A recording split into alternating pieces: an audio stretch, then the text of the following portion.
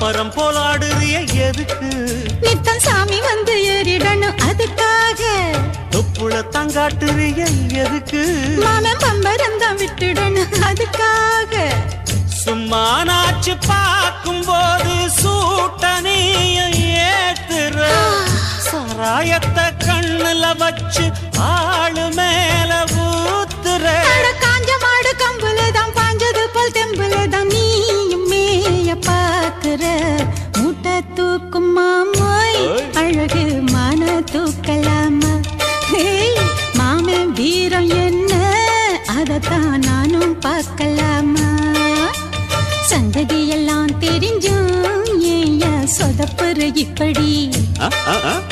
சங்கதி எல்லாம் தெரிஞ்சும் ஏயா சொதப்புற இப்படி?